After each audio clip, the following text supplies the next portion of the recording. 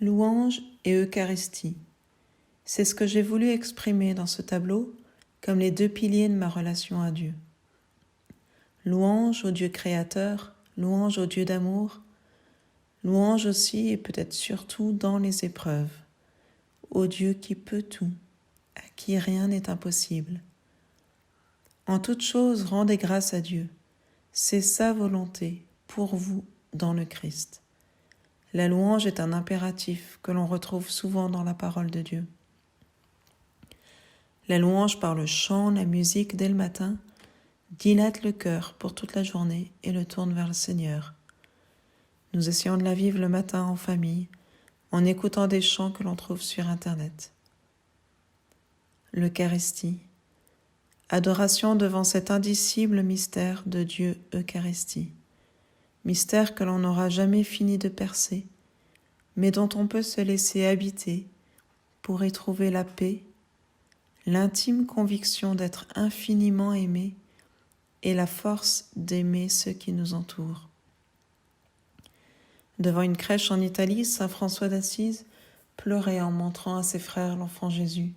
« Regardez, disait-il, regardez l'humilité de Dieu. » Ce qui le touchait, c'était de voir quel genre d'homme Dieu s'était fait, un simple nouveau-né. C'est ce que l'on fête à Noël, la puissance d'un amour nu comme un bébé, un don de soi, un renoncement radical pour donner la vie. On retrouve dans ce chant « Regardez l'humilité de Dieu » inspiré des paroles de saint François, à la fois la louange et l'adoration pour Jésus Eucharistie.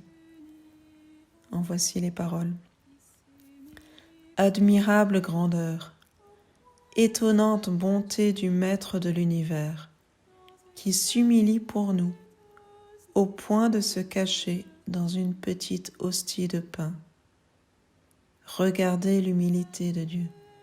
Regardez l'humilité de Dieu. Regardez l'humilité de Dieu et faites-lui hommage de vos cœurs. Faites-vous tout petit, vous aussi devant Dieu, pour être élevé par lui. Ne gardez rien pour vous. Offrez-vous tout entier à Dieu qui se donne à vous. Faites-vous tout petit, vous aussi devant Dieu.